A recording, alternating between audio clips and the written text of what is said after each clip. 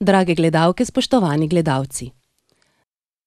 Danes s terapevtko družinske in zakonske terapije Tanjo Pate nadaljujemo pogovor o nestabilnosti v partnerskih odnosih.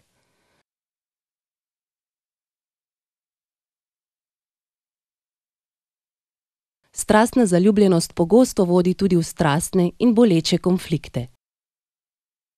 Zakaj? Bolj ko je naša samopodoba slaba, bolj močneje, strastneje se zaljubimo. In tisti drobni konflikti se lahko potem razrastejo v velike konflikte. Se pravi, najprej majhni nesporazumi, potem so lahko to dolgi in zapleteni konflikti, ko potrebujemo, mesec dni časa, ko ne moremo pristopiti k tej osebi. Dejstvo pa je, da vedno hrepenimo po tej čustveni bližini. In da je prav ta oseba tista, ki ima potencial oziroma nam lahko pomaga pozdraviti to mojo notranjo podobo v meni. To je čar teh naših odnosov, čeprav se tega dostikrat ne moremo, se ne zavedamo. Kakšno vlogo ima naša slaba samopodoba v partnerskem odnosu?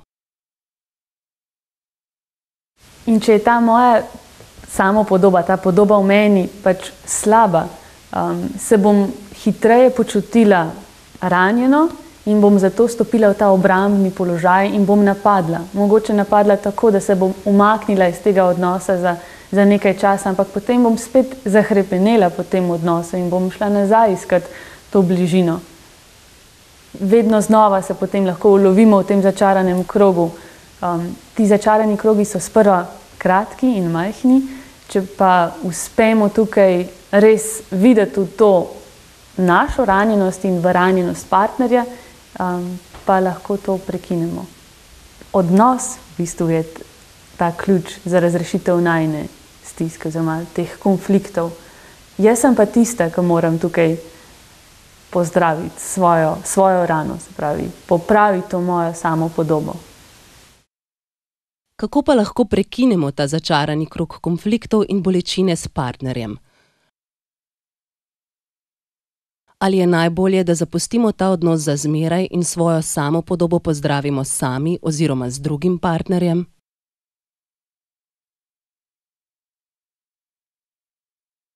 Prav v tem odnosu s tem partnerjem lahko jaz pozdravim to mojo samopodobo.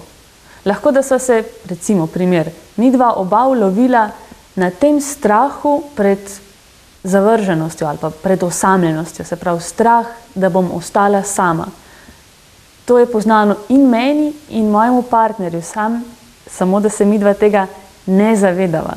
Ampak si to poveva na tak način, da se prepirava, da se kregava, da greva narazen in se spet skupaj. Ko pa v sebi začutim ta strah in to me je res strah, da bom zavečno ostala sama, da bom vržena iz tega odnosa ali pa kamorkoli. Ko to ubesedim in ko tudi partner ubesedi to svojo stisko, ta njegov strah, potem lahko tle začneva graditi nekaj novega. Se pravi, ta odgovornost za moje lastno občutje, za moj lasten strah, njegova odgovornost za njegov strah in potem najina skupna odgovornost za ta najin odnos. To je ta pot, ki nas pelje potem ven iz tega začaranega kroga. Za prepiri torej vedno tiči globlji razlog.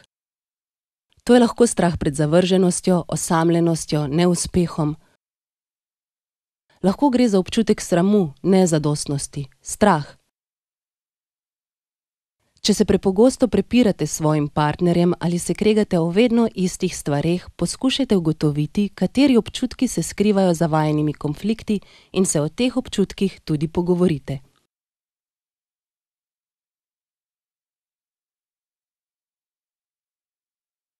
Hvala za vašo pozornost. Se vidimo prihodnjič.